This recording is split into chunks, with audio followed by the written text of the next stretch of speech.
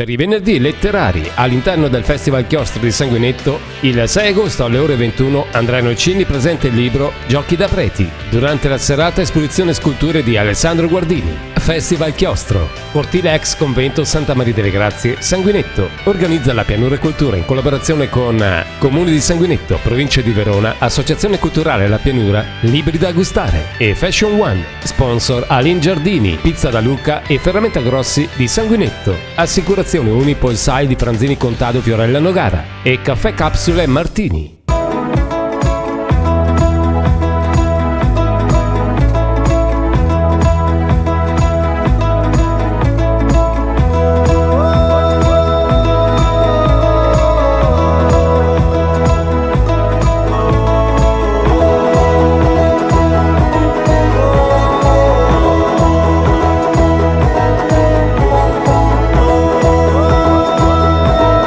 Stasera, secondo appuntamento del Festival del Chiostro, per quanto riguarda i venerdì letterari, ospite è Andrea Nocini con il suo libro Giochi da prete. Andrea Nocini è da sempre giornalista, telecronista sportivo che ci ha portato nel fantasioso mondo del calcio dilettantistico, ma questa sera invece ci porterà all'oratorio perché ci farà conoscere proprio da sacerdoti e prelati come vivono o hanno vissuto il mondo del calcio, le tifoserie e tutto quello che concerne questo affascinante mondo. Ringraziamo Andrea Nocini per la sua presenza e per questo libro che sicuramente ci affascinerà. Andrea Nocini, il suo libro Giochi da preti, che questa sera ci ha illustrato, diciamo che ci ha portato in un contesto che magari non è molto conosciuto, nel senso che il calcio si gioca nei campi da calcio, eccetera. Lei ci ha portato all'oratorio, intervistando questi sacerdoti, questi prelati e diciamo guardando anche gli aspetti di tifoseria, di tutto quello che concerne questo mondo calcistico. Cos'è la diversità che lei ha notato o comunque ci può arrivare, che ci fa arrivare dal campo di calcio e il campo dell'oratorio? Beh, insomma, il campo dell'oratorio è stata un'invenzione di San Filippo Neri che è stata poi materializzata dal gran San Giovanni Bosco, quindi siamo sempre in un ambiente claustrale, appunto monacale, come questa bella atmosfera che mi avete concesso questa sera.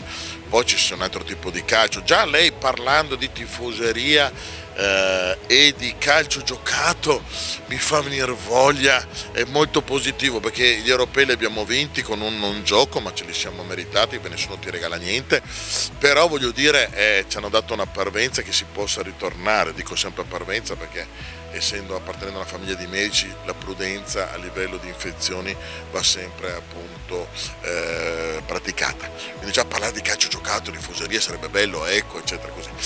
Per il resto diciamo che queste persone che ho intervistato sono ovviamente passate dai seminari e ovviamente c'era l'oratorio, ecco, 3/4 di queste persone, anche perché ho intervistato persone che sono arrivate proprio perché hanno tanta età, quindi fanno parte di un'epoca in cui l'oratorio era molto importante, anche allora come seminario, ecco, magari uno può avere una vocazione tardiva e ha fatto esperienza, come diceva lei, sui campi normali.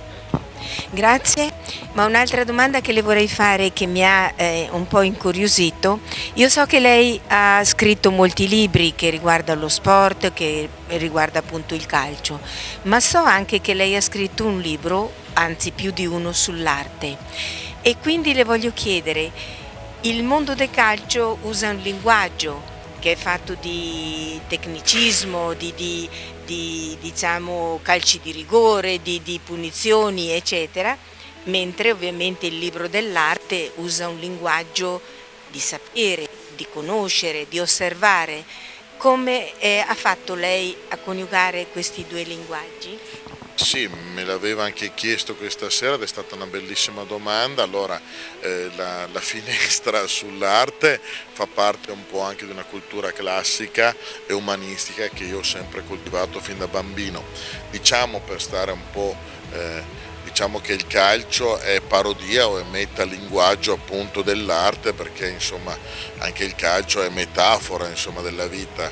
Io stesso a 60 anni appena compiuti devo tantissimo al calcio, soprattutto ai milioni di incontri di persone che ho potuto vedere. Come ha detto lei giustamente, io non ho però mai scritto libri di tecnicismo calcistico, non mi sono mai permesso in migliaia di articoli vergati nel 1976, quando ero un bimbetto di 15 anni, mi sono mai permesso di dire che questo mister ha sbagliato la formazione, si gioca a uomo o a donna o a zona.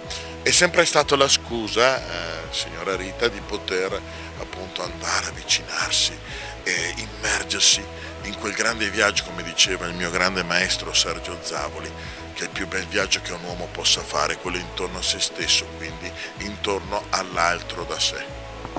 Grazie veramente per queste sue spiegazioni, grazie per il libro che ha voluto presentare e da parte dell'Associazione Culturale La Pianura le diciamo arrivederci. Grazie, io spero di esserci ancora, di inondarvi con un altro tsunami, ma soprattutto grazie alla vostra eterna pazienza. Un ringraziamento particolare va sì all'Associazione Culturale La Pianura per aver organizzato, ma il Comune di Sanguinetto che ci ha dato il patrocinio.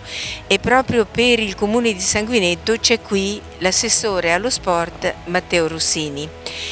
Matteo, tu non potevi mancare stasera, visto che la serata si è parlato di calcio, ci siamo proprio immedesimati in questo fantastico mondo. Tu stesso mi hai parlato delle tue storie, dei tuoi momenti nel mondo del calcio e quindi volevo chiedere a te qualche cosa di questi tuoi momenti, come li hai vissuti e ancora adesso per te come assessore allo sport cosa significa? Ringraziarvi proprio per aver organizzato questa serata e tutte quelle che avrete in programma per il futuro.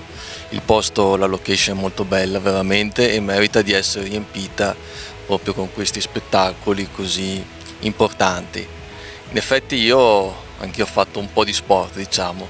Da piccolo ho iniziato a giocare a calcio qui a Sanguinetto, veramente poco perché non avevo un gran piede sinceramente, l'allenatore mi metteva in panchina e a volte nemmeno mi convocava, però ho sempre mantenuto la passione per lo sport, per cui quando sono diventato grande ho fatto attività sportiva ma un po' sulla scrivania, quindi le mie conoscenze le ho portate un po' nell'ambito calcistico e quindi facendo un po' il segretario o dirigente nelle varie società qui della Bassa.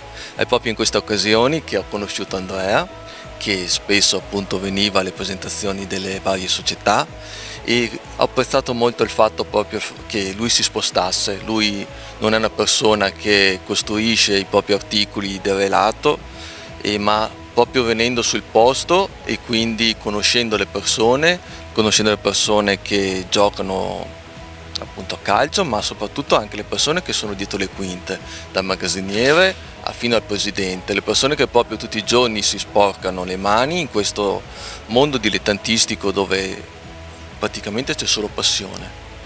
E questa passione Andrea la riporta nei propri articoli. Grazie Matteo, ma anche adesso un'altra domanda. Come dicevo prima, noi siamo reduci proprio dagli europei, no? Ovviamente un mese di europei che ci ha emozionato, affascinato, entusiasmato, ma che ci ha incollato tutti al monitor perché ovviamente eravamo tutti presi per questo evento importante per la nazione. Tu quando vedevi le partite, proprio dal tuo passato di giocare a calcio eccetera, dimmi le tue sensazioni, le tue emozioni. Le mie emozioni probabilmente sono quelle di tutti, praticamente la gioia di appunto portare la bandiera italiana nello gradino più alto, vincere e vedere i nostri colori che praticamente sono là posizionati in alto è sempre una bellissima sensazione. Questo si è visto negli europei, si vede tutt'oggi nelle Olimpiadi che si stanno svolgendo a Tokyo e quindi speriamo che questo sia un punto di partenza per far portare i più giovani che in questi 2 anni sono rimasti purtroppo a casa, farli tornare sui campi e che abbiano capito che ci sono tantissime possibilità per fare sport, quindi non solo quelli classici. Quindi facciamo un invito, un appello anche ai nostri ragazzi di Sanguinetto di uscire, di andare a conoscere le associazioni sportive e cercare di praticare sport.